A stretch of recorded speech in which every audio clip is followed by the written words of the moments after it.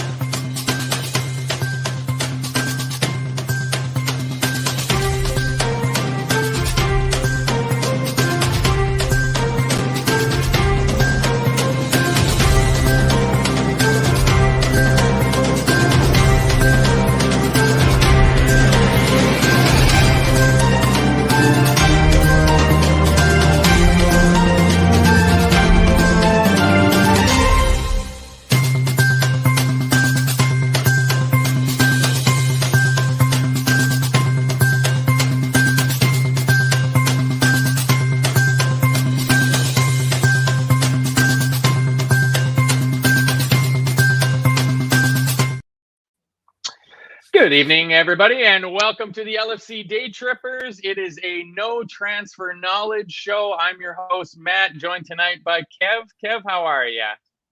I'm bouncing, mate. What a day. What a day. You know, it was like, we all knew it was coming, but to get that first one over the line, first major transfer by any club this season, you know, in the door, done, dusted, and looking to move on for the next one. You could see, we were talking about it last night, to why it wouldn't be announced yesterday, and it made all the sense in the world not to announce it yesterday when you saw the free run that we had today and you saw the airtime that the deal from Mac Allister got. It got what it deserved. It got headline news all day long, all across every sports show, every radio phone in, the club really milked it for everything that was worth. And yeah, what a deal, what a player. Delighted it's done. And now we look to move onwards and upwards to pastures new, because I'm sure that's not going to be the last one. No, it can't be. The uproar if that was all of our transfer business for this window. Oh my, the fume would be something else. I mean, I'm glad it got the airtime over there because it certainly didn't over here because we're in the middle of the Stanley Cup playoffs. So being in Canada, literally all the sports channels talk about is the fucking Maple Leafs still somehow. I have no idea why, but very good basketball and hockey going on right now. I know it's late for you guys to try to catch those games, but Nikola Jokic is an absolute freak when it comes to playing basketball. Check out the highlights on YouTube. The NBA Finals are fantastic.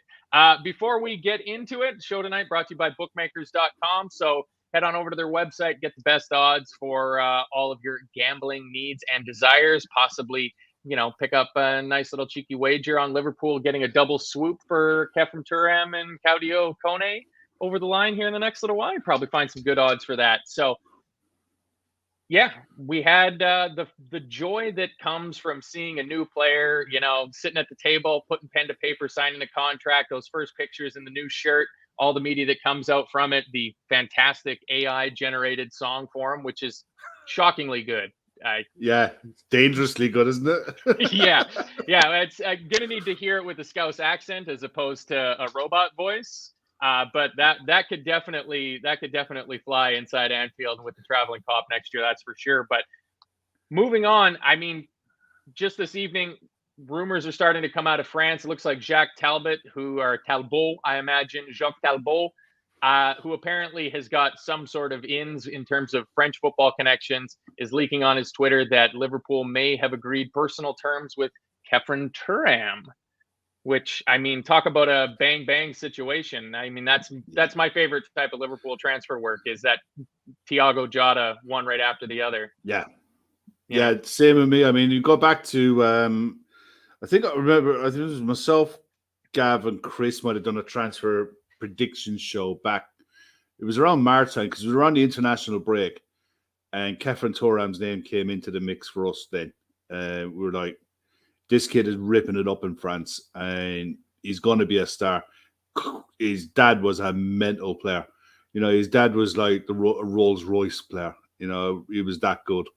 And I knew of his brother. I knew of Marcus Thuram for a while in Germany. He was playing really well, left winger, but big, a bit of a unit. And I seen this guy coming out. This young Ketphren Thuram was like being reported as, for how good Marcus was, Ketphen's better. Go and check him out. Someone said to me, I was like, okay, so I checked him out, checked out his YouTube video, what have you, as you always do. And you come away from it thinking, how the hell is this kid still playing in Nice? And I just in and out kept an eye on what he was doing throughout the season. And yeah, look, this kid's going to be serious. You know, he's going to be a French international for a good 10 years, as long as he keeps his head straight. He's got all of the attributes to be a proper box-to-box centre mid for France for years to come, irrespective of what club he goes on and plays with, whether it's us or whoever. I'm amazed that PSG aren't all over him, but seeing as PSG have got rid of Christophe Galtier as their manager, and there's a bit of a flux going on there at the minute that we could maybe potentially steal a march. The reports are that Lilian Thuram is pushing him to join Liverpool and join Klopp. It's not surprising, you know. It's not surprising. We forget how much of a pull, not just a pull that Liverpool as a club is. All right, Liverpool is a huge international club with, you know, worldwide reach. We know this as fans, but I think we underestimate it ourselves because we just take it for granted that it's there. But for players from other countries, look on at Liverpool and it's like that's the dream move. You know, it's the destination they want to be at. And it's not a surprise that Lilian Thuram would want his son mentored by Jurgen Klopp. The fact that Jurgen Klopp isn't going to get sacked, that he is in a stable position and in a powerful position at the club, and as long as Klopp would want him, Lilian Thuram is going to know that his son is going to get extremely well coached and bring him on leaps and bounds because of the club he's at, because of the manager he's at. So it's no surprise that Lilian Thuram would want his son playing at Liverpool. That doesn't surprise me at all. I just hope that a deal can be struck with Nice that's acceptable all around, because I don't believe for a second that we're going to be able to pull the pants down of another club like with Brighton this summer, because the price that we paid for Alexis Mac Allister is outrageous. It's absolutely outrageous business. Shawnee was saying on the transfer show the other night, he would have been quite comfortable paying the 70 million. It would have been a bit of a gulp because there's risk of 70 million. But you'd still pay it because he's that good. At 35 million, it's absolutely outrageous business. And it gives you leverage to be able to go and do more. But at the same time, Nice are going to... I like the fact that it's a figure that sets a bar for... It sets about a bar for a player, because Chelsea's business in January ripped up the playbook for what transfer values are. The Mac Allister deal brought it back down to reality. You know, centre mids with a bit to prove, 35 to 45 rising to 50 million is good market value for a good market value price. And if we're in and around the same fees for Ketphren Thuram, maybe at around the 45 rising to 55 million mark, I'm very comfortable at that. Yeah. You know, any more than that, and I would be looking at walking away, because there are so many other fish in the sea, as you found out tonight when you yeah. I did do, I mean, the show is called No Transfer Knowledge, so I tried to get at least up from absolutely no transfer knowledge, because a little bit of an inkling knowledge. Yeah, I'll have to admit, I mean, I don't know if I saw Thuram play this year. I can pretty confidently say I haven't seen Kone play this year. I don't know if anybody's seen Gravenberch play this year. Like, really, out of the players that we're still linked with, like, I watched a lot of Mac Allister because Brighton was lovely to watch, and the majority of what I watch is Premier League games, and I'm talking like full 90s, not just checking out highlight packages and things set to, you know, EDM music. But it's that you talk about that risk level. And I mean, like the 35 million, even if it rises to 55, that's totally fine. Let's deal with what we know. And that's it. We paid 35 million, you know, be amortized over the length of the contract. So you're talking 7 million a year for Alexis Mac Allister. It's unbelievable. I mean, really, you could do that 3 times and it equals 1 Enzo Fernandez. And yeah, I think I would rather have 3 of those 35 million players, especially if we're the guys that you're talking about. And like you said, looking at a few of the different players there tonight, like there's a good crop of midfield prospects that seem like they might be available to move this year and look like they could fill some of the holes that we obviously have in our midfield. And it just makes me think, and maybe this is just me retroactively trying to make myself feel better, that there might have been some logical reasoning behind us being so useless when it came to bolstering our midfield in the last 2 transfer windows. Like, it might have been that we had, you know, that list that was Tchouameni, Bellingham, maybe Valverde on that list. And we couldn't get any of those targets. And we decided to keep our powder dry because the next players down on the list, the Ketphren Thurams, the Kones, Lavia, Gravenberch, players like this, we needed to have one more season. Just like one more season, and let's see how these guys, like even Mac Allister, he came on leaps and bounds this season. Nobody coming into this season was going, Liverpool should be signing Alexis Mac Allister. Maybe not nobody, but it wasn't the big name. Yeah. And I think another player that goes to exemplify that, and nobody's really talking about him anymore, is Matheus Nunes. After it came out that we had that agreement in place around the January window, people pulling their hair out going like, why did we let him go to Wolves for that year? Why didn't we sign this guy? We could use this guy right now. Well, I'll tell you what, I can't remember what the fee was, 38, maybe 40 some million pounds was the kind of... It was around the 42 million pound mark. Yeah. How would we feel now if that was an obligation to buy and 42 million of our pounds for our transfer budget went on Matheus Nunes, who did not pull up any trees this season? So it looks good. It seems like it's going to be a good summer for us to reinforce the midfield. I saved a comment here from Chris, which is, I also saw this coming up. Reports of a private jet that flew to Nice from Blackpool, and it's supposed to return tomorrow. So there may be some legs in the in these rumors that personal terms have been agreed. I know you're not entirely sold on that idea, but let's talk about Ketphren Thuram then. So just turned 22 years old. He's 6'3", 180 pounds. I'm not entirely sure. Let's see if I got metric standings for you guys over there. 191 centimeters, 82 kilos. So he's a big unit. He's a unit. Wizard is asking me there if I know any of the details on the Mac Allister wage package. No, I don't. And the only person that reported a fee was Fabrizio Romano. Nobody else with any credibility reported a fee, including Paul Joyce. Paul Joyce pointed people to the figure that was released by, Romano. Now, people can choose to believe that or not. That's up to them. I mean, at the end of the day, it is what it is. We don't know the ins and outs. They reported it as an undisclosed fee, and the only one person that put out a figure was Romano. Everyone else is feeding off that. Whether it's true or not, we don't bloody know. But Ketphren Thuram, 6'4", 6'3", 6'4". I think he's got room to fill out. I think at his age, he's still got a bit of room to grow. I think he's a brilliant runner with the ball. He carries the ball. He's very kind of like, he's a midfield version of Joel Matip when he goes on a run. I love that. Sold. It looks like it shouldn't work, but it works. Kind of go gadget legs going here, there, and everywhere, and he's just kind of all over the place, but he gets there. He's very good at carrying the ball 30 yards and just relieving pressure. He's not an out-and-out goal scorer from midfield, but he's got that in his locker as well. I don't think he's a natural 6, but I think he could develop into being a 6. Personally, I could see him playing on either right or left 8, depending on what role he wants Mac Allister to play. If he wants Mac Allister to play as a right-sided 8 to link with Mo Salah, then I could definitely see Thuram being that stabilizer on the left-hand side, similar to what Curtis Jones was doing this season at the back end, where, arrive late into the box for opportunities, but a general safe pair of hands on that left-sided midfield role. All the while, you've got Thiago slot in when needed as well. So there's no mad rush for someone like that, someone like Ketphren Thuram, to come in August and be a 7.5 out of 10 player on day one, playing week in, week out. That's the beauty of the second midfielder that we bring in, because Mac Allister has the experience of the league. He's not going to be overawed by the pace of the Premier League.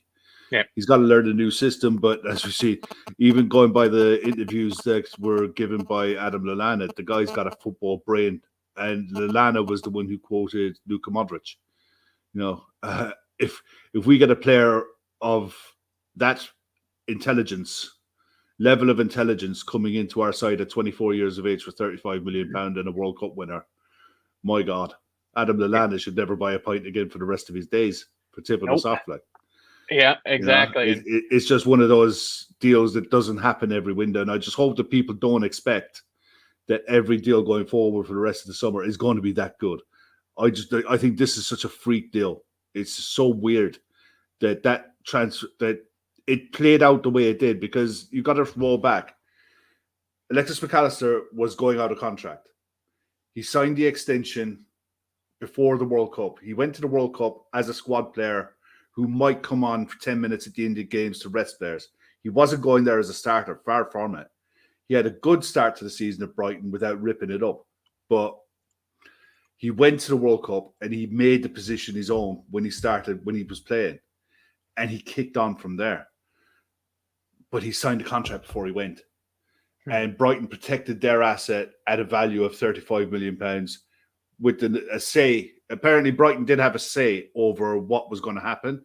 He was going to be allowed to go, but apparently there was a say in how a deal was going to be structured, maybe, or add-ons or something like that, how that would be structured. But that was a really low fee now. But if you give it the context that the World Cup hadn't happened, he was going as a squad player, and Argentina were tipped but not really strongly fancied. You know, it's a fair reflection of where Mac Allister's career was at pre-World Cup. Post-World Cup, if Brighton could have their time again, I'm sure that fee would be doubling, that buyout clause would be doubling, especially looking at what Enzo Fernandez went for. So, look, fortune favours the bold and the brave, and Mac Allister took the risk of signing the deal that it might have gone tits up for him, and he could have been staying at Brighton for a few years. It just turned out for us really well. And I'm pretty sure that the club were tipped off early to the contract. They had to be. Because there's no way you could be that far ahead of everyone else without having an inkling of something was in the wind. Yeah, because there's no shortage of teams that need to bolster their midfield. You know, there would be plenty of teams that would have been interested in a guy like Alexis Mac Allister. And I would imagine the same will be true for Ketphren Thuram. I mean, I was using FB Rep just to look at some of his statistics. The players that he was comparable to, out of the names that I recognized at least, Keenan Dewsbury-Hall, Alex Iwobi, Gavi from Barcelona, Anguissa from Napoli, and Nicola Barella.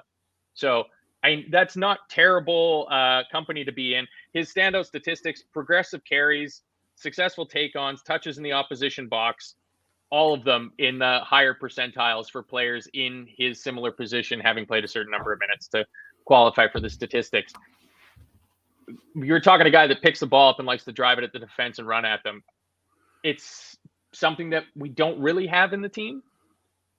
Not from midfield. Joe Curtis can do it, but it's not really his forte. And Mac Allister can do it, no problem. But the other side of it is, I think he'd be brought in first of all as an option to rotate. You know, I don't see him someone like him coming into to Liverpool's side and starting. But I think he could develop into an absolute super midfielder, and he'll be given plenty of time. There's going to be lots of games to be played next season, and we know how much the engine room in our side, how much work it gets through in a game. You know, no midfield really works more than ours in a season. So Klopp will look to rotate that area of the pitch heavily. So having the numbers to be able to do it, you'll get plenty of time and you'll get plenty of chances. So it's one I hope. I mean, I've seen a lot of people in the chat saying there that more and more people are reporting now that that we've had contact with his agent and personal terms and stuff. The big obstacle I can see in this deal could be Nice. Could be what Nice are demanding and what other clubs decide to come in. Because there's no doubt in my mind that there are going to be clubs. His cards are going to be marked. He's not an unknown quantity. So we'll see. I mean, Red Zavi there saying Ibu was the France under-21 captain, had both Kone and Thuram in his team. Yeah, and they're still in the France under-21 squad for the upcoming Euros that start. I think France's first game is June 24th, I think, if memory serves me. So the French, how the French squad works, whether it's at youth level or at senior level. They'll let players go out to sort out contract issues up to a certain point, and then they'll be like, that's it. Now you're focused on France and you don't discuss anything to do with clubs until after you're out of the tournament. So you might be on the clock with getting this one done, but the hope is that we're down the line with a lot of these deals anyway. So, and I mean, the winds are blowing favorable for this one. I mean, even if you disregard the rumors of personal terms and flight trackers and whatnot, he's under contract until 2025, so he's going into the final 2 years of his contract.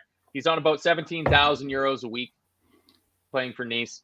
I'm not entirely sure what the financial situation of Nice is, of whether they need to sell or, how their owner acts, because I can't recall us having done a lot of business with Nice in the past. I mean, I think a big transfer is coming out of Nice. I know they got a pretty good chunk of change out of Fulham for Jean-Michel Seri a few years ago, and he didn't really pan out. I don't know myself, mate. I just think that Nice, along with an awful lot of clubs in France outside of PSG, are selling clubs. They're literally developing players to sell, to develop more players to sell. PSG, clubs in France are quite happy for PSG to dominate the league, win the league, and do well in Europe, because whenever PSG come to their ground, it's a sellout. And the eyes of the world are on the French league because of PSG. And the TV deals that they're all part of is because of PSG. If it wasn't for PSG's money and the players that they've bought through the years, nobody would be watching the French league. It would be like Liga NOS in Portugal. Nobody's bothered watching that either. And that's broadcast over here, and nobody could care less. It's unless you're a real football junkie, people's eyes aren't on the French league.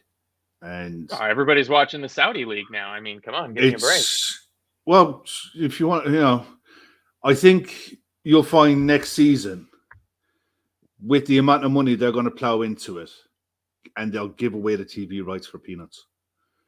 The broadcasts, and it broadcasts at a time of day without competition. It's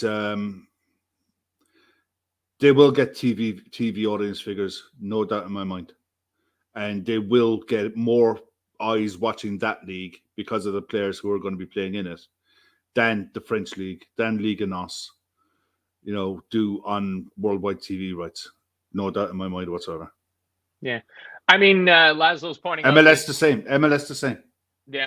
Well, MLS has an unbelievably good broadcasting deal with Apple. The fact that Apple carries all their games, and if you have Apple TV, you get access to all their games, with no blackouts anywhere in the country. And I mean, you add Messi on top of that, and it's going to start drawing a lot of eyeballs in. So it's not just Messi now. It's not just Messi now, because apparently Miami are looking to bring the band back together. Angel Di Maria, Sergio Busquets, Luis Suarez. MLS are looking to develop their league again before the World Cup. Get the eyes of the world back watching MLS. Grow the brand again for a push for the hosting of the World Cup with Canada, the US, and Mexico. And it's what they've done before, and no doubt in my mind they'll do it again. But at the same time, they're not competing anywhere close to the money that's been pumped in through Saudi Arabia at the minute. No, and I mean, the thing it has going for it is there's obviously a decent in North America, Canada, the United States especially. There's been a huge growth in the number of people that are watching football. It's a far more popular sport to watch.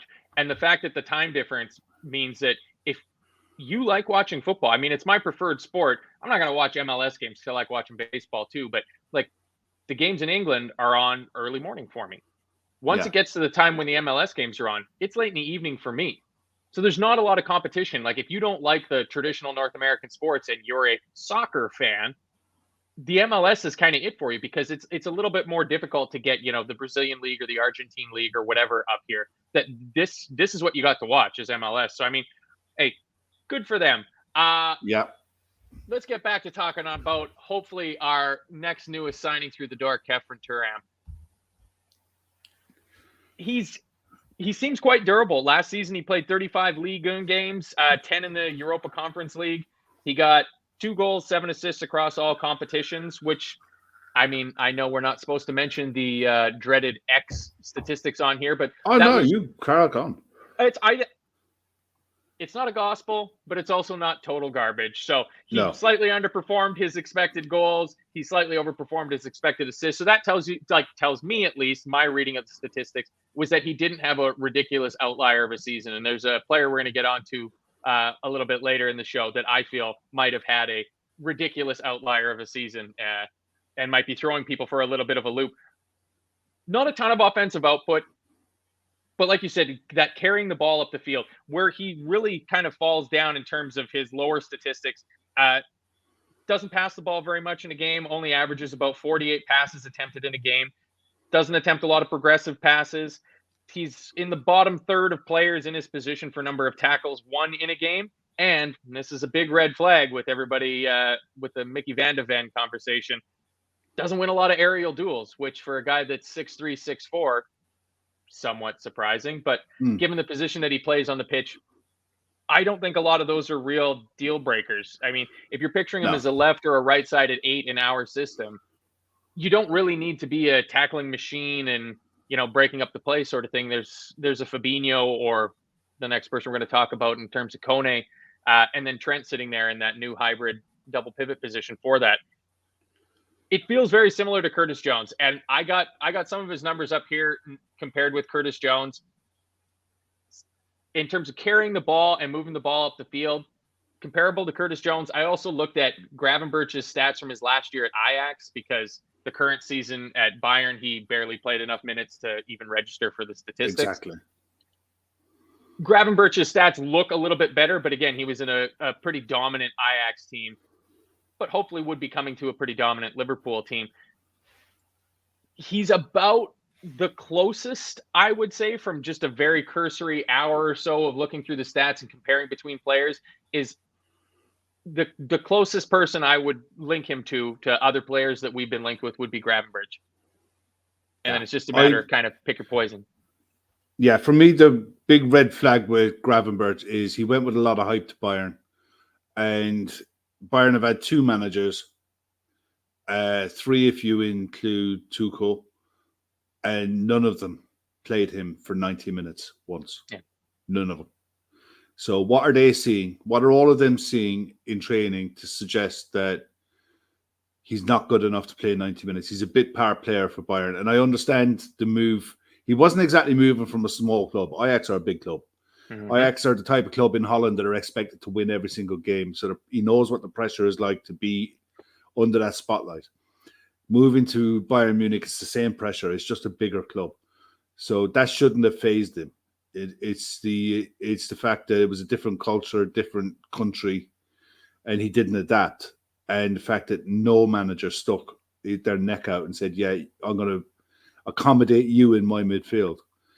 It just didn't happen. They even loaned Sabitzer out to Manchester United in January, and he still didn't get a game. Still didn't play him, yeah. That's huge red flags for me. That, yeah, at the right price, I could understand the gamble, but it would have to be extremely right price. Because, and I'm talking like 2025, 2025, absolute tops. Fine, you want to put add-ons on to justify it down the line for Bayern. If it works out, all well and good, and you put a good sell-on fee on, or sell-on, maybe a sell-on clause onto it, fine. But I definitely wouldn't be taking any risks on buying a Ryan Gravenberch for me, not at all. Whereas Thuram, I'd take a gamble on for sure. Kone, I'm not convinced on, but then I can only judge that of watching a 90-minute game of him once against Dortmund this season, and he was poor. But at the time, Dortmund were flying, and he was playing in a side who weren't. So I'm not going to hold that over him. At the end of the day, same age as Thuram, his stats are good for what he does. He's good at he's a tackling machine. He breaks play up. I'm not convinced that he's got the passing range or the awareness on the pitch. I don't think it's where you'd want it to be. But again, that's a work in progress. That's something that you can develop, because I don't see him someone like him dislodging Fabinho straight away. I think that would be the end goal, that maybe next season he would be the one that you'd say might be ready to step into Fabinho's role. But I think it would take him time to get there. Parts of his game are really good. He's aggressive. He's strong. He's physical. He's quick enough to get around the pitch. But I think there's a lot of it in his game that needs to get a lot better if he's going to be a mainstay in the Liverpool side. But again, he's young, and time is his friend. But the price has to be right. Yeah. For me, if you're going above 45 million euro or 45 million pounds, so 55 million euro to buy any player, any midfielder, you need to be buying someone who's starting. And I don't see Ketphren Thuram or Manu Kone starting straight away. I think eventually they might, but I don't see them starting straight away. Yeah, that's why I think if you have to get the price right to justify the move. Yeah, that's Mac Allister. I can see as being a opening game of the season starting. Like pick your cup final team for next season, and let's say we got these guys in. I don't know if you're going to say you've got a cup final or a must-win Champions League game. Are you going to be picking a Kone or a Thuram over Jordan Henderson? If he's not in a terrible run of form, just because of the leadership intangibles and all the things that go along with it. But we've kind of shifted onto the Kone talk. So let's have a little chit chat about him. He's 5'11", 160 pounds, also just turned 22. He's on about 7,000 euros a week. Again, contracted until 2025. So entering the second last year of his contract. He played virtually every minute of the 30 league games that he played last year. Out of the 30 starts that he made, he played the full 90 every time. So, to me, that's telling you, he's got the stamina, he's got the endurance to be able to go out there and play.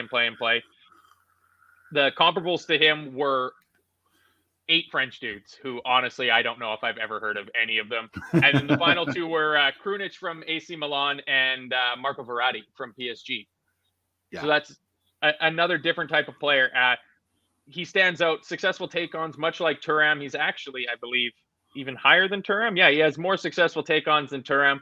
Lots of blocks, lots of tackles, good pass accuracy.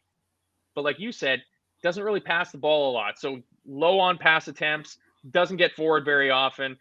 Also struggles with aerial duels and clearances, but not super surprising. Those are more center back, fullback kind of traits to look at. So you mentioned you were kind of concerned about his lack of passing ability. And as I was going through these stats, I was thinking about it, thinking, trying to think of where they're going to play, in the system. So Mac Allister, left 8, maybe right side 8, depending on the game or who he's going to be playing with. I'm presuming going forward, because I haven't seen us linked with a player that makes me think they're going to take Fabinho's starting position for next season. Yeah. So I'm going in under the assumption that next season, if we line up in the 4-3-3 and play in our hybrid system, that it's going to be ? Fabinho, Mac Allister, or Mac Allister, Fabinho ? Maybe Henderson on one of those sides, or looking Thiago, Fabinho, Mac Allister, or something like that. Yeah. If you bring in a guy like, I'm going to say Claudio Kone, to play in that 6 and to deputize for Fabinho, or just to be there. So if Fab has another kid next year and completely falls off a cliff again, and we need somebody to step in there and play in that double hybrid pivot with Trent, the number of passes that he has and his progressive passing and all those things, they all of a sudden don't matter at all anymore. If you're 10 feet away from Trent Alexander-Arnold. Yeah. All you got to do is give him the ball back. And to me, that was like, oh, okay, now I can see how this can work. Where he's lacking in are the things that Trent Alexander-Arnold is world class in. And the way that we played, 2 weeks now coming up on since Liverpool played a game, but the way that Trent would drift across the midfield and just play those little interchanges with Fabinho or with the center halves, just to get in that little bit of space and open up. And then next thing you know, bang, he's playing a long ball, big switch, crossing the field.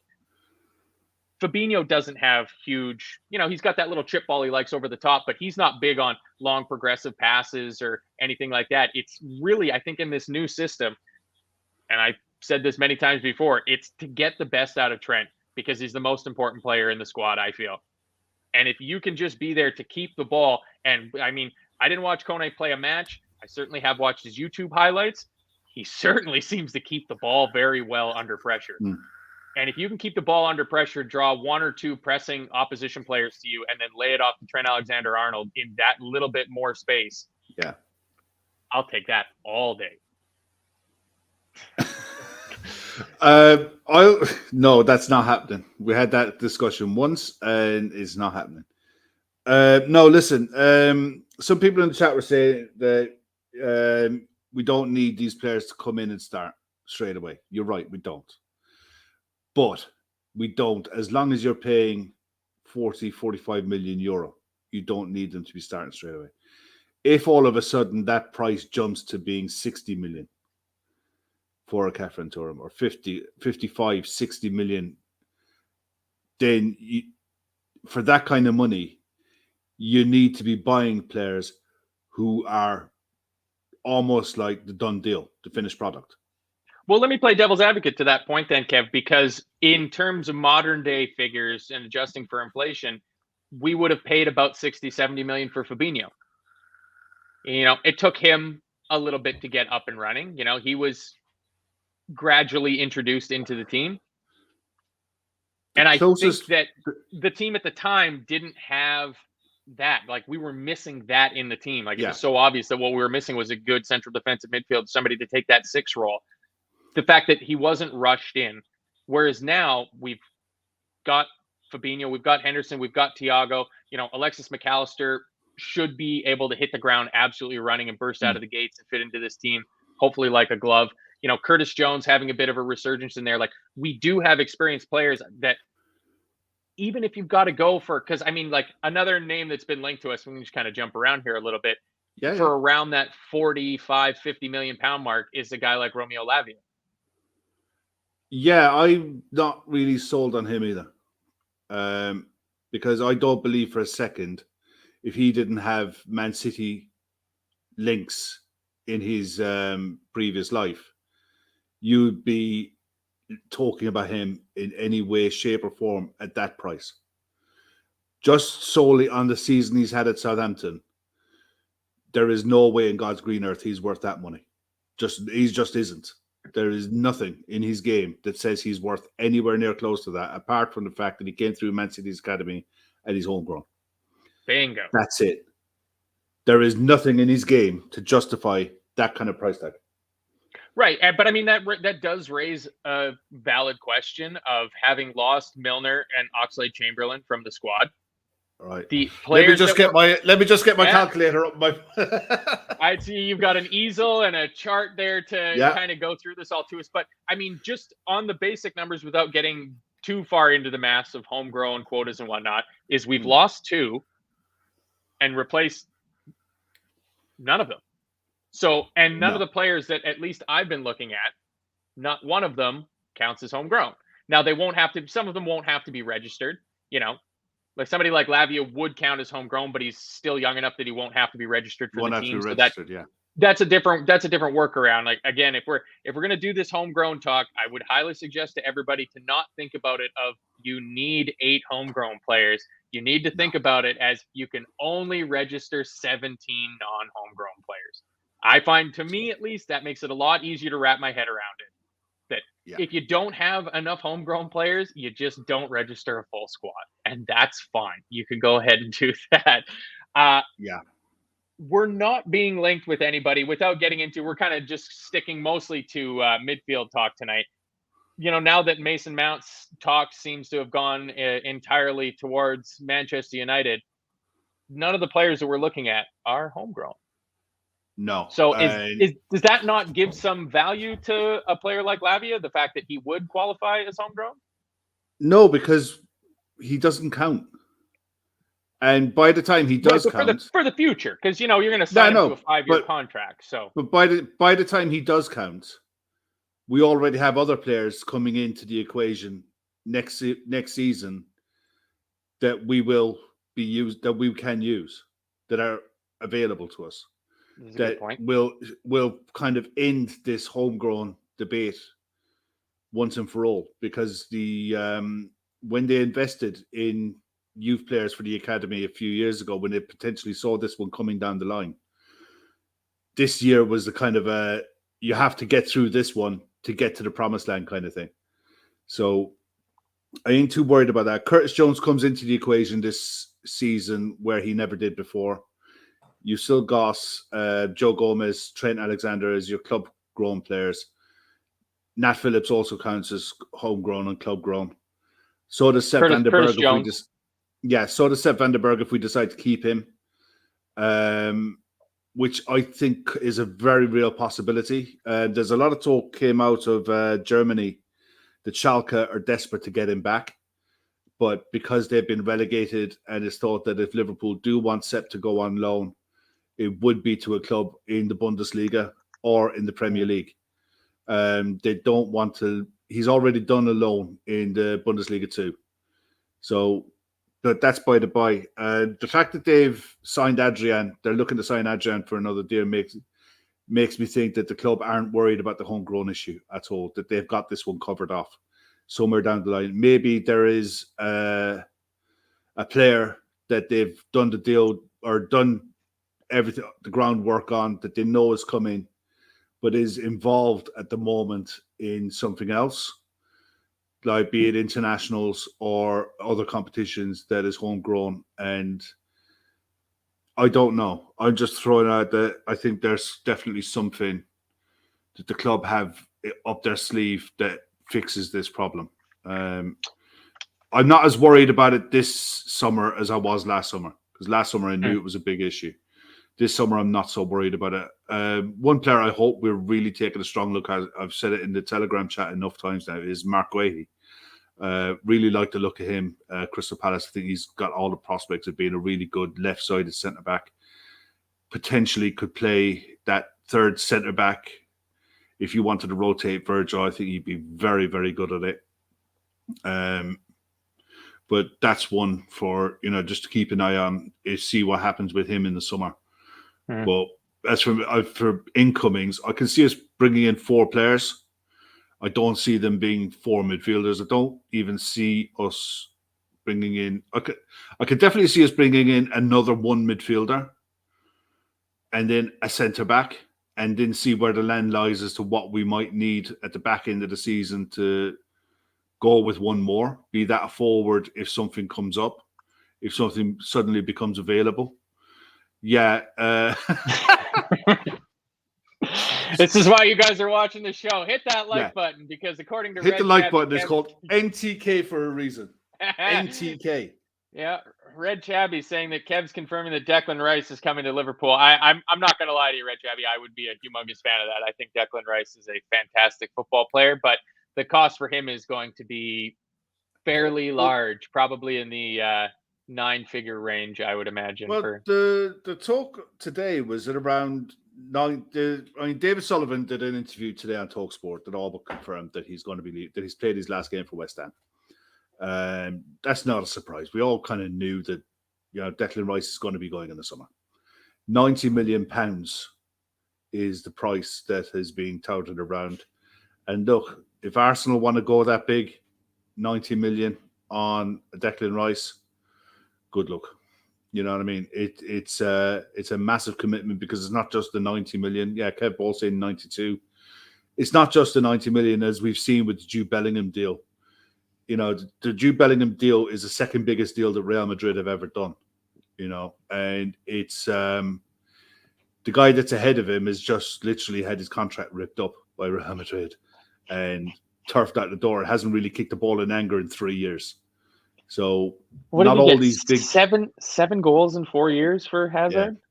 It's crazy, isn't it? Because going to Madrid, it was stepping up, from Chelsea to Real Madrid. He was up there with the Leo Messis. He was right on the cusp of breaking that glass ceiling into that level of player, and it just didn't work out. It just goes to prove that just because you pay big money guarantees you nothing. It guarantees you a big payout, a big contract you got to pay. Not just the transfer fee. The Jude Bellingham wage, as reported, the gross wage is €400,000 per week. Now, that's a huge commitment for any one club. And when you think about it, that however long that contract is, how the hell do you renew that contract? Where'd you go from 400 grand a week to renew it? let alone the disruption that size of contract can cause within a dressing room. And at the end of the day, I can definitely understand why I think Liverpool could have matched that, but I don't think we could have done much else. I think it would have been lunacy personally. But at the same time, he's a fantastic footballer, and I hope the move works for him. I genuinely do, because I think he's just a serious talent that you hope it works out for him. But my God, I'd be having kittens if I was seeing our club commit to that level of investment in one player. Yeah, because especially that's the first I've heard of it. The numbers in terms of what his contract is. It's mental. It's when you think about it, that fact that Dortmund needed to win their last game of the season, and he was not named on the bench, and he couldn't come on because his knee is wrecked. His knee has been bandaged up since January. He reportedly needs a knee op, and Madrid are willing to commit that much on this kid. Good luck to him, because I'm kind of glad that we walked away at that. That is just nuts to me. That, to me, puts the stability of the club in jeopardy. Yeah. For that level of investment in one player, I think it's mad. I think it's absolutely nuts. If you're talking $400,000 a week, it might not even have been Liverpool walking away. It might very well have been his camp, whoever's in charge of planning out his future for him, going, we've been offered $400,000 a week from Real Madrid. Would you be willing to match that? And I don't think there's a Liverpool fan in the world that thinks that anybody in our ownership or management structure would agree to that. Because you just lay down on write out on a piece of paper what Mo Salah has done for this team and what he had to do to get to the level that he's at. And that's not $400,000 a week. And go, I think he's an unbelievably talented football player, and there's a potential that you've missed out on a generational talent. And we look back on these, this summer in 5 years' time, and we're really kicking ourselves, going, "Why did you pay him $400,000?" Spent. That's entirely possible, or it could be a Gord Kluzak moment. A player that goes number 1 overall in the draft, and he's going to be the next big thing, and then they do their knee in, and you never see him ever again, and they become a trivia question. All of these things are possible, but there's no way that we were going to absolutely dynamite our wage structure to get Jude Bellingham in. And if that's what he was after, and that's what he felt he deserved to be paid, then he was never going to come to Liverpool. And I guess I have to make my peace with that, even though it sucks. But if we can get, even if you think of Mac Allister on, I don't know, maybe 150,000 a week, I can't imagine he's at more than Trent currently is on, and I think Trent's 180 or something like that.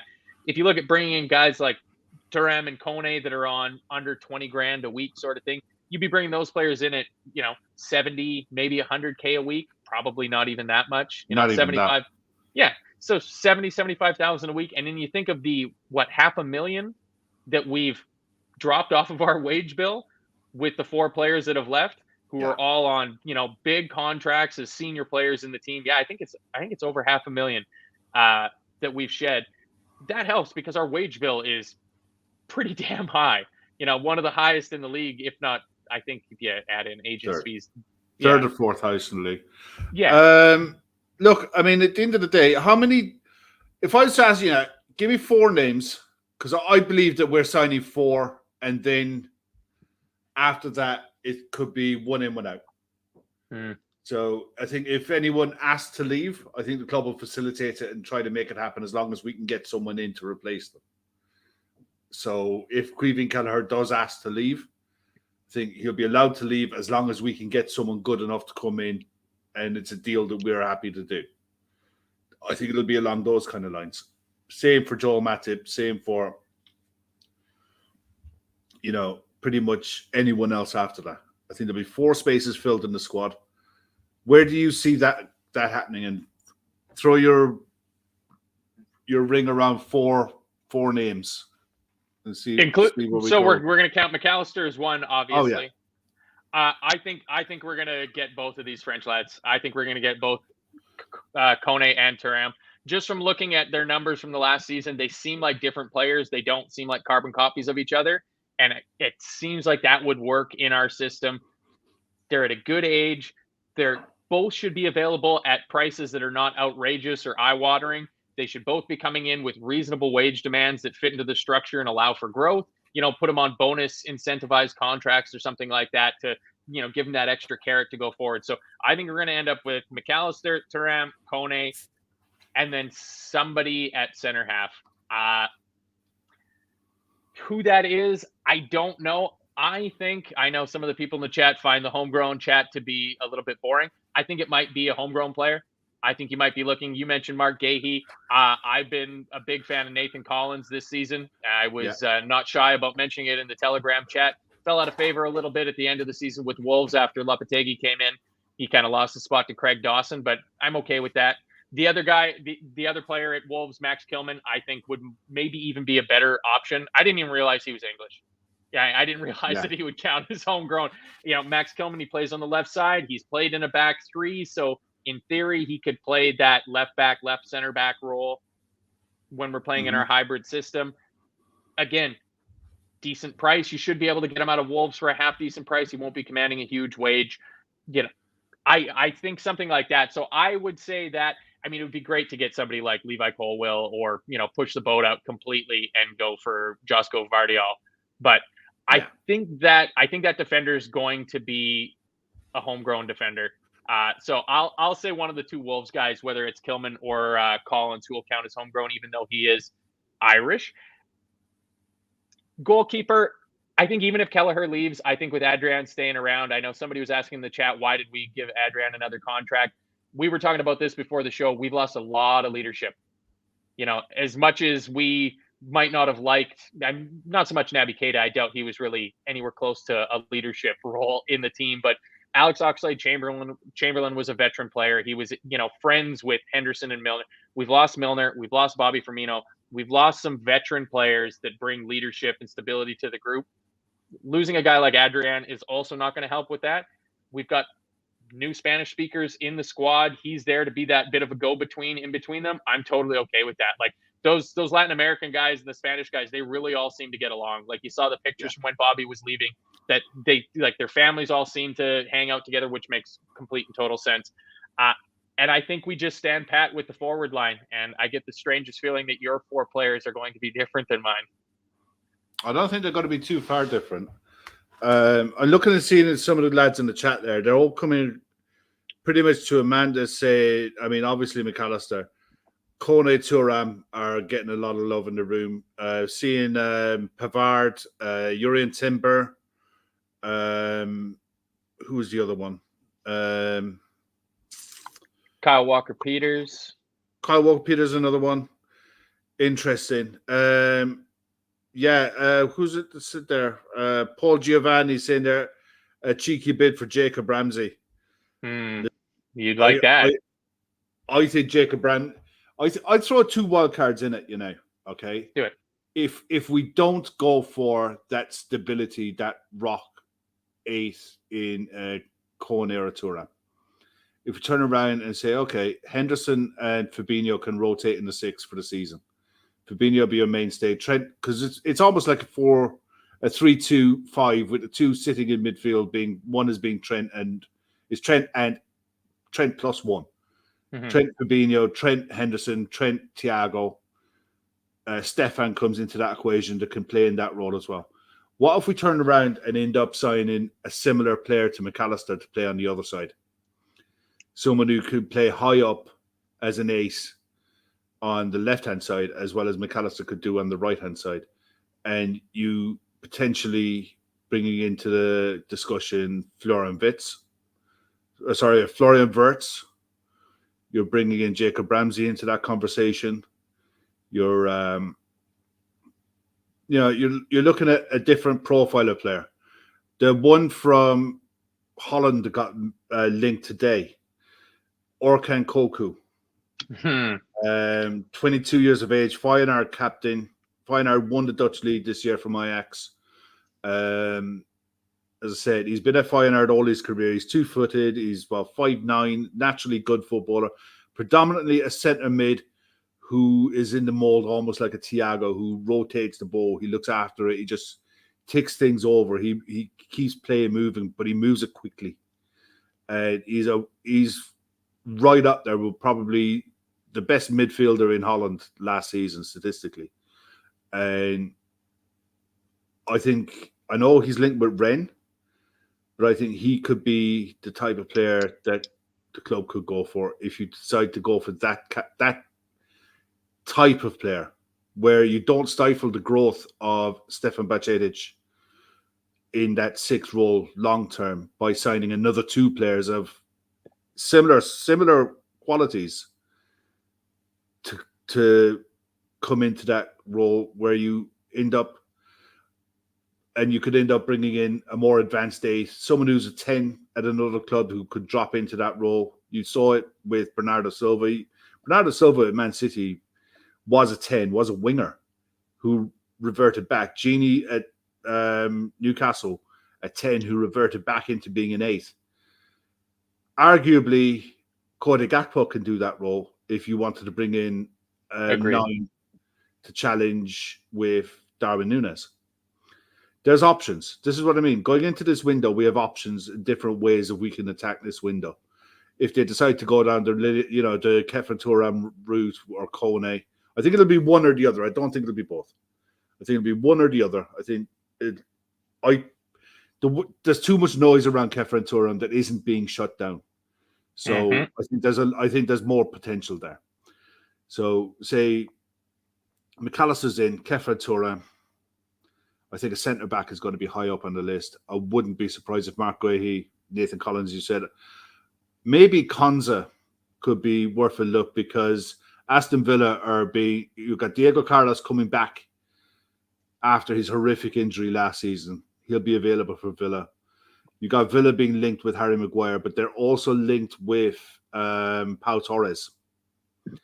So Konza could be frozen out or could become available at Aston Villa. Oh, and Emery's got Villarreal link with Pau Torres, doesn't he? Exactly. So if Aston Villa are looking at bringing it, I'd imagine they'll be looking to keep Tyrone Mings, got Diego Carlos, Pau Torres, Harry Maguire. Suddenly, look, not my problem. That's an Aston Villa problem. But they didn't actually sign Harry Maguire, have they? They're being linked with him. But look, I'm not going down that road. I don't have enough painkillers in my medicine cupboard to cover that conversation. But it could mean that someone like your man at Villa could become available. His name escapes me. I've said it about 4 or 5 times. Konza. Ezri Konza becomes available in this window that wasn't available before. See, it all depends on what other business is done at clubs as to see what could become available. Max Kilman, I like, actually. Max Kilman reminds me an awful lot of Joel Matip. Technically a very good footballer. He was a futsal player for his youth days, so he can play. He can carry the ball. I don't think he's a brilliant defender personally, but he's a good footballer, and he could be used as a squad option, because I think down the line, I wouldn't be looking to make too many roadblocks in the way of Kwanzaa coming through either. I think he desperately needs a good loan this season. But I think down the line, he's going to be one to look out for us. He's going to be a savage player. But there's an awful lot of pressure as well on Joe Gomez this season to find a way of getting confidence back into his game. Because I think with Joe Gomez, you don't have to go too far back at the club where he was first choice with Virgil. And it wasn't even a question. It was Joe Gomez, Virgil van Dijk, and it wasn't a discussion. It was like pre-injury and post-injury, he's just lost that confidence in himself. I don't think it's technical ability. I think the players that he's coming up against in the league are that bit quicker. And I think maybe he's just not as trusting in his body as he needs to be. Plus, he's not playing enough. It's a problem for any player. If you're not playing enough, it's natural that your confidence is going to go. Yeah, Red Javi makes a point there. Tomori at AC Milan is homegrown. He absolutely is, and he's had a really good season at AC Milan again. And who knows what kind of turmoil that club is going under. I mean, when you're know. at the point where you're sacking a club legend like Paolo Maldini because of differences in, future outlook for Maldini and Jerry Cardinale of FSG friends, Redbird Investments, seeing the future for AC Milan going in different directions. So you sack somebody like Paolo Maldini. That's I something read else. something. I read something there. It'll be the first time since 1978 that there hasn't been a Maldini involved at AC Milan in one way, shape, or form. Isn't his kid playing there? I thought his kid was playing there. He's on loan at Spezia. Oh, That's 2-year loan. So Dan Maldini is at Spezia on loan. I think it's 45 years. Yeah, you had Cesare Maldini before him. Then you have Paolo, obviously, and Dan Maldini. I think it's absolutely nuts what's going on there. And apparently he was fired because he disagreed with the way the club was being run. I mean, at the end of the day, that's his club. It would be the equivalent of FSG sacking Kenny. Yep. You know what I mean? It's just a line you don't cross. Yeah, you have to engineer a situation where they can leave on their own accord, even if it's not on their own accord. You can't be seen to have sacked him. So, it's. But I can't imagine that went down well with the hardcore Rossoneri fans. Yeah, I nothing would surprise me with what we do this summer. All right. What if we don't sign anybody else? Yeah, we're having a different conversation in August, my man. I think that we get 4 in, genuinely I do. I think Mac Allister is a great start. Okay, what I think will happen, I think Thuram will happen. I think a centre-back will happen. Don't know who that is, but I agree with you. I think it'll be homegrown. And I think a forward happens. I think it's suicidal going into a Premier League, Europa League season with 5 forwards, given the fact that Diogo Jota, Darwin Núñez, and Diaz have had serious injuries. You know, Darwin Núñez has had niggles. Mo Salah's rock solid, but touch wood, that stays that way. Everyone else has issues. I mean, we literally stood in shit the day we signed Firmino, Salah, and Mane, because those 3 were made of granite. It was ridiculous, the levels of fitness and endurance that those 3 had. That shit ain't normal. Yeah. So the fact that the fact that we had Divock Origi and he only needed to be a bit part player because those guys never got hurt. I think you cannot go into a season with 5 forwards. Not if you intend on playing a front 3. It's just wrong. It's wrong on every level. You wouldn't go into a season playing a back 3 with 5 centre backs. You just wouldn't. Yeah. You'd have to have 6 minimum, arguably 7. I think at a minimum you have to have 6 forwards.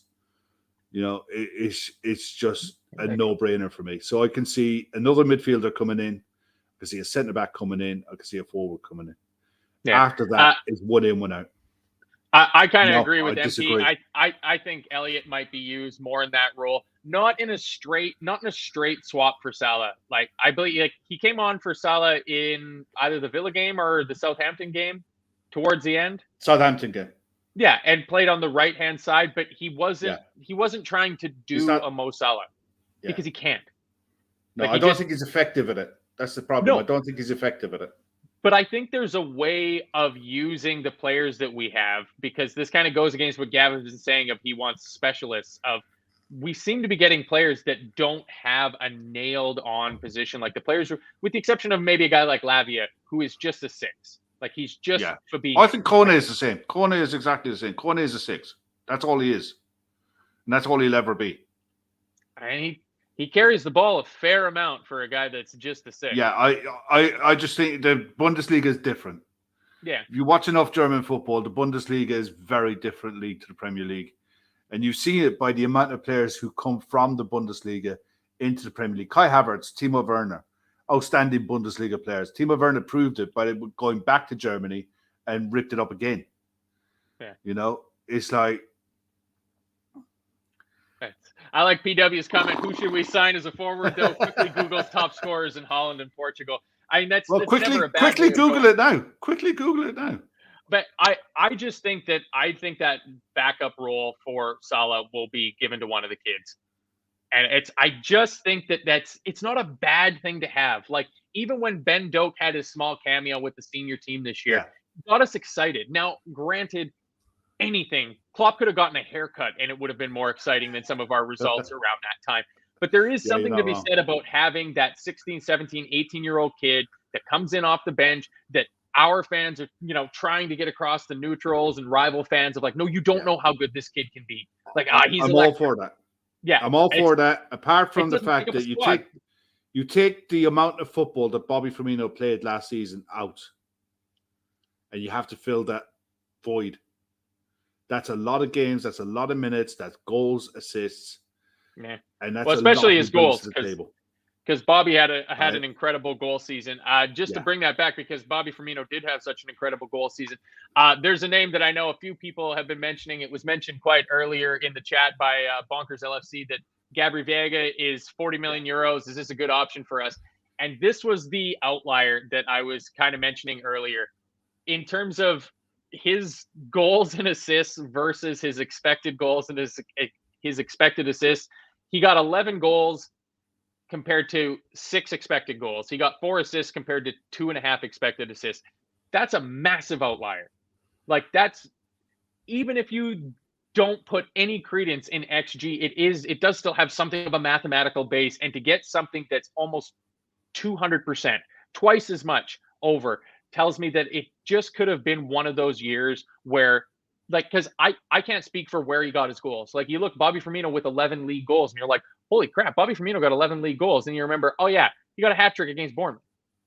In another game. I'm just going to bring you some stuff now from tomorrow's papers, okay? Ooh. Arsenal will step up their £92 million pursuit of Declan Rice with the hope of West Ham and England midfielder can join in time for the start of the season. That's been reported by The Telegraph. West Ham are keen on bringing Fulham and Portugal defensive midfielder João Palhinha to replace Rice, with Man City's and England's Calvin Phillips and Southampton and England midfielder James Ward-Prowse also in the frame. Chelsea could also look to sign Rice with Brighton and Ecuador midfielder Moses Caicedo. Has been reported by 90 Minutes. That's as good as my Twitter account. Nice of France midfielder Ketphren Thuram has verbally agreed personal terms with Liverpool, according to footballtransfers.com. Chelsea and Croatia midfielder Mateo Kovacic has agreed personal terms with Manchester City, according to the tap-in merchant. Liverpool have scheduled talks with representative of Borussia Mönchengladbach, 22-year-old French midfielder Manu Kone from the tap-in merchant. Real Madrid are working on a deal to sign Harry Kane for around £68 million. Put a 1 in front of that. Well, Spurs chairman Daniel Levy refuses to sell the 29-year-old to Manchester United. That's being reported by Marca. Well, they would, wouldn't they? Newcastle are exploring transfer targets from relegated Premier League teams, including Leeds, with Tyler Adams in the frame. Leicester's Harvey Barnes and James Maddison. That's in the Telegraph. That's actually could work out really well for them. They would actually fit Newcastle pretty well. Spurs are also linked with Maddison. Man City's German midfielder Ilkay Gundogan is a target for French champions PSG. Riyad Mahrez is a potential target of Al Hilal from Saudi Arabia. 32 Go get paid. Off you get. He scores again. I didn't realize Riyad Mahrez is 32. That's middle. Tottenham will need to increase their valuation of 20 million for goalkeeper David Raya, with Brentford ready to reject offers less than 40 million pounds. As well they should. Yep. Because I think I just to jump in on that, I think there's a market for keepers. I think there's a big market for keepers this year. There's especially a lot of big clubs. Spurs, United. Yeah. United don't have a keeper. They are going to need, and so then you get that cascading effect where, like, if Raya goes, like, please let Man United sign Pickford. That would just be the most perfect, awful thing in the entire world. But, like, there's no way he goes from Brentford for 20 million. Like, no, I don't think so either. There's an interesting one here. Leicester are considering former Aston Villa manager Steven Gerrard as their next boss following relegation. That's been reported by the Mail. Zinedine Zidane has turned down an approach from PSG to take over as head coach following the sacking of Christopher Gaultier. Spurs will ask Juventus to reduce the £35 million fee to sign Sweden forward Dejan Kulusevski on a permanent deal. That's one to watch. All right, because Juventus are out of the Champions League are out of Europe this season, as far as I know, and so are Spurs. So if Spurs aren't willing to pay the 35 million fee for Kulusevski, would you be interested in taking a punt on it at 35 million? No. I think that money can be better spent elsewhere. I really think with how durable Mo Salah is and how much he insists on playing probably every single minute of every single game, the backup to him, I don't think we need to worry about the successor for Mo Salah for 2 seasons. I've got the faith and confidence that Mo Salah will continue to be Mo Salah for another 2 seasons at the least. And I'm okay with us putting our money elsewhere because, like you said, we've got some work to do in terms of center halves as well. Yeah. So, no, that's a lot of stuff. That's all. Look, if people want to look deeper into that, that's on BBC Sports website. Their gossip pages. So it's basically what's making the back pages tomorrow in tomorrow's papers. So who knows? Yeah, Laszlo says Kulusevski on his day is unbelievable, but those days are few and far between, and that's for sure. Because I mean, like, he had a really good start when he came into Spurs. The only thing I'd say better than is Diaz for those January signings, or he was on a par. The same time. Yeah, he was on a par. The only thing I'd say about Kulusevski is it's very hard for any player to look good in the Conte team. I mean, Conte absolutely destroyed Heung-min Son as a player. Yeah. He's absolutely destroyed it. So it just goes to show that the manager and the coaching methods and everything that goes along with that, you have to take into account what Jurgen Klopp could get out of a Kulusevski. And I think at £35 million, I don't think you're going to get better than him at 23 years of age for that kind of fee, personally. I think he's worth a punt at that level. If you were looking to bring in a forward and drop Cody Gakpo into one of your midfield roles. Which I am totally okay with that. Attacking midfield roles and have someone like Kulusevski as someone like Diogo Jota who can come off the bench, play as an inside forward. And you're right about Mo Salah. Mo Salah demands to play so much football that comes a point and an age of a player where Mo Salah needs protecting from Mo Salah at times. And the big thing for this year, because it is the every other year problem with Mo Salah, is he'll be gone for a month in January for the AFCON. So that's another bridge that we have to cross when we get there, because none of the forwards that we do have, even though I think we're well stocked enough in the forward department, none of them really ever seem to fit when they're asked to play out on that right wing. Like, it's just, that's Mo Salah's spot. Just one final little, I'm going to make it 2 final little talks about the kind of players we've been talking about. The best thing that I've seen that convinces me that Gabriel Veiga from Celta Vigo might be a good signing is FB Ref says his most similar player in his position is Ezebarizi Eze. And I'm a big fan of that. Yeah. I'm a big fan of that. And the Turkish fellow Orkun Koçu that you mentioned. Yeah. Just, if you're listening afterwards on a podcast download or you're watching now, just go to FB Ref and pull up Koçu's numbers, KOKCU, and just look at his bar graphs, because they are ridiculous. 94th percentile, 89th, 97th, 97th, 94th, 99th, 99th, 99th, 97th. That's outrageous. Like, I know nothing about this guy, but holy crap, are his numbers, just as numbers, are outstanding. And I mean, if that's one of those players that you can, steal a march on, that's all good. But I don't want anybody stifling the development of Harvey Elliott, because I'm a big, big fan. And Chris Breck, this might be my favorite question of the night. He's asking both of us, if Madrid get Kane and Bellingham, is it worth a cheeky bid for Fede Valverde? I will go first because I am hosting the show. I would want nothing more in the entire world. I think Fede Valverde might be the most perfect Klopp Liverpool player that I can possibly imagine now that Jude Bellingham is dead to me. Yeah. Like, if you were if you're looking at Ideal world, ideal scenario. Players for now, I'd be doing Valverde and Barella, and I'd be sending a plane for both of them, and I wouldn't leave their house until they signed. And I just think they're outrageous footballers. In an ideal world, you'd be knocking on both their doors, and you wouldn't take no for an answer. You just write a blank check and just said, "Fill out the numbers, lads. Sign it, and I'll see you. Turn up at the AXA on this date and be fit." Yeah, we'll be going around. Like, I don't know if anybody else has watched the new BlackBerry movie that came out about the rise and fall of the BlackBerry cell phone, but that's how Jim Balsley of BlackBerry went about hiring people from Google and stuff. Was like, how much money? Here, take it. And then he got charged with stock fraud. So hey, there's a reason why you don't just go ahead and do those things. But I absolutely adore Fede Valverde. Every time I've watched him in the last 2 years, he just impresses me more and more and more.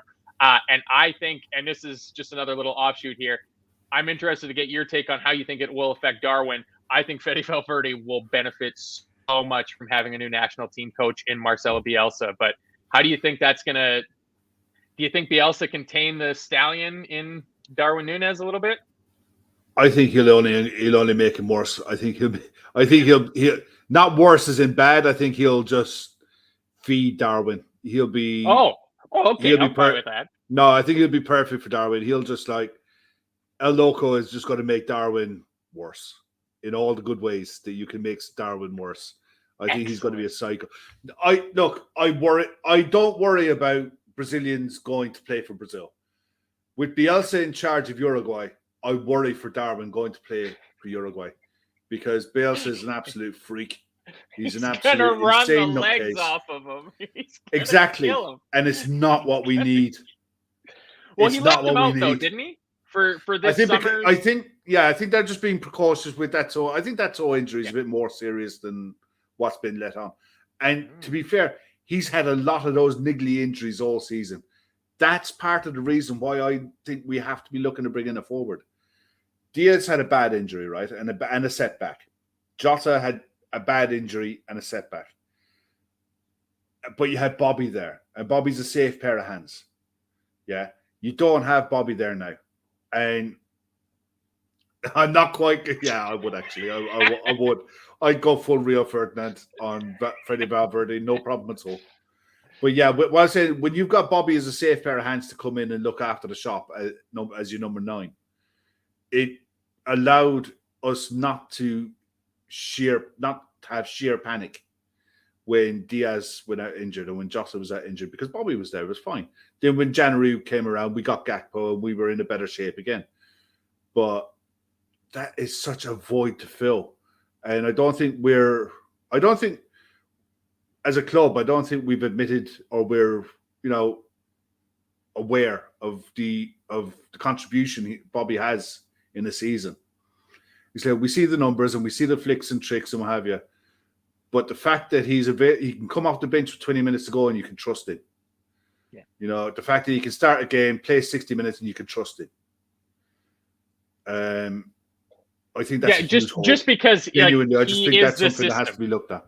Yeah. Yeah, he is the system, or at least was. We've now, it seems like we're evolving to, Klopp Liverpool Mark II. But that first iteration was Bobby Firmino. And I completely agree with that. And it might just be not wanting to accept it, Kev. It might just be, I think it's the first stage of grief denial. He's not here anymore. But on the flip side, Calvin Ramsey did go get new teeth. So at least the amount of supernova bright teeth on the team is staying. Couple of names there coming in quickly before we go.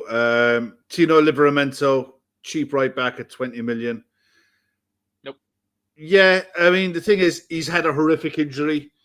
And when you look at the two young fullbacks that we have behind Trent, we don't know what we're getting in the kid we got down from Scotland. We don't know. And you got the other kid from Northern Ireland. Yeah, Connor Bradley.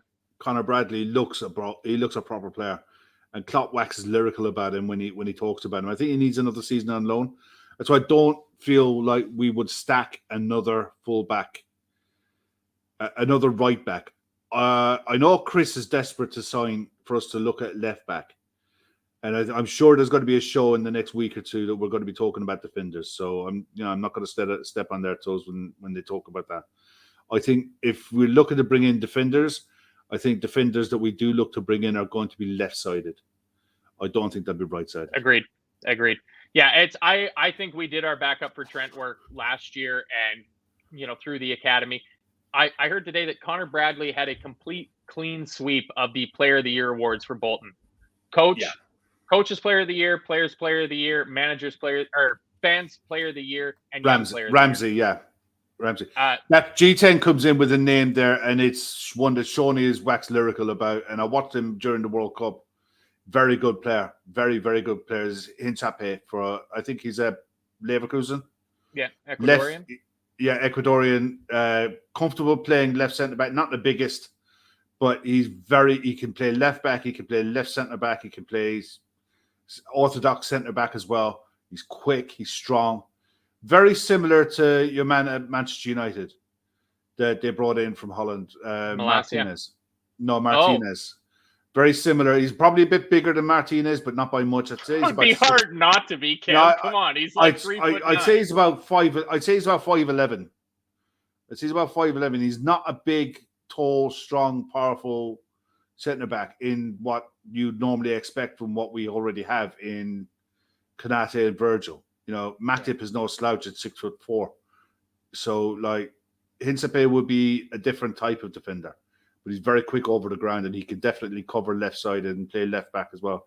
He'd be an interesting one. But I honestly go back to what we were talking about earlier with defenders. I think if we do bring in one, it's going to be a homegrown one. Yeah, I agree on that. But yeah, absolutely, there's definitely going to be another show, maybe focusing more on defenders, or Kev will be spearheading a call for Gav to have a show about us signing a potential attacking reinforcement going forward, which there's absolutely a show for that as well too, because you've mentioned a couple times tonight something I'm a big fan of, and that's I would love to see Cody Gakpo play midfield. I think he could do it wonderfully, but you need to fill that Bobby Firmino void in the team, and currently that role has fallen very successfully so far to Cody Gakpo to kind of take up that false 9 position. So if we can figure out somebody else to play that role, if it's going to be Diogo Jota long term, if his body is capable of holding up to that, that's fantastic. And then move forward with another forward. So there's plenty of transfer shows to go. Hopefully Gav will be back on. Yeah, hopefully Gav will be back on with another breaking news show tomorrow when the planes landed in Blackpool and the medicals are done and the contracts are signed, and we're rolling out a Ketphren Thuram Welcome to Liverpool with Euro pop music blasting in behind it. So, but there's so much to talk about in terms of the players that we're linked with, but it's just good that we've got that first one done and dusted. Like you say, he's the first official signing. Transfer window doesn't even open for another couple days. He can't be registered until the end of the month anyways. This is great work by Liverpool, and we're starting to see those dribs and drabs. So all the fears of absolute and complete incompetence that people had about our scouting and signing staff after last season, seems it might have been a little bit wide of the mark. They realized that they screwed up and left us a little short in midfield, and now we're getting down to business. Speaking of getting down to business, just ask everybody, can you please hit the like button? We got a lot of eyes in here tonight. We had 400 and some people joining us tonight. Lots of new names in the chat that I've never seen coming up before. Kempachi, that's a new one. Mentioned the Chat GPT song. Yeah, we mentioned that at the top. It's fantastic. But I said to Kev, we need to get it with a Scouse accent before we truly know whether it's going to be a good one. Hit the like button for us. Hit the subscribe button. Hit the notification bell. We're talking about you, Red Steve. We have to mention this every show because Red Steve refuses to just hit the notification icon after he subscribes to the channel so that he gets a little alert that there's going to be a show tonight. Instead, he prefers to just phone Gav on his home landline phone number and ask him personally if there's going to be a show. But mostly we ask that you check out the link in the show description. It's for our charity partner, the women from the Dublin GAA Club that are running the Dublin Marathon, raising money for breast cancer awareness. We've been partnering with them for the entire season, helping them get their money raised, going towards their €20,000 target that they're going for. They run the marathon in October. They're out there training every day. If you got a few extra quids, pounds, dollars, whatever you have, head on over there. Just throw them a little bit of a donation. The big golf day is coming up, next weekend? Weekend after? I think it's next weekend. Yeah, it's coming up really. It's really coming up quick. I think it might be next weekend or the weekend. weekend after. I know it's in the next couple of weeks anyway. Yeah. So there's going to be a ton of money coming in from that's going towards our charity partner, as what happens with the golf weekend. All the prizes and everything like that, and the cost of doing it. That's going towards our charity partners. The women are also doing a bunch of stuff, but this is what you get when you're here on the LFC Daytrippers. We don't charge you for any of the shows. We bring you all this good stuff, good content for free. We just ask that you help out with our charities. So it's as simple as that. Kev, what do you think? We get any more news tomorrow on Ketphren Thuram? You think it's a goer? Yeah, I think there's got to be movement on this tomorrow. France under-21s played today. Mm-hmm. So they had a friendly game today. He wasn't involved. He didn't start. He wasn't on the bench. So I think if there's got to be any movement on a deal for him, I think keep an eye on the next couple of days, because the noise is starting to rumble tonight from the source. The likely voice is coming out from France. Someone was asking in the chat, is that Taribo, or however you pronounce it, is he credible? Yeah, he's a decent French journalist. He gets a lot more right than wrong. Yeah. So just keep an eye on what's going on tomorrow. Make sure you hit the bell icon, because if anything does happen, I guarantee we'll be doing something tomorrow night for sure. Yeah, absolutely. I mean, you said that there's a lot of noise. I'm going to use a little bit more regionalized, local metaphor for that. Where there's smoke, there's fire. So there's much like out here in Eastern Canada and drifting down onto the eastern seaboard of the United States, seems like there's a fair bit amount of smoke, which means that somewhere in Northern Ontario, Southern Quebec, that there's a giant fire burning. So hopefully it's the same in Nice and Blackpool. We got flight trackers going up on Reddit and everything like that. It's all hotting up, and this is why, as much as we know it's silly season, we all love the transfer window. At the end of the day, everybody likes a good little bit of gossip and whatnot. So this is what we're here for. Thanks, everybody, for joining us. This has been No Transfer Knowledge. I think, once again, Kev, we have proven that we don't have any transfer knowledge. None.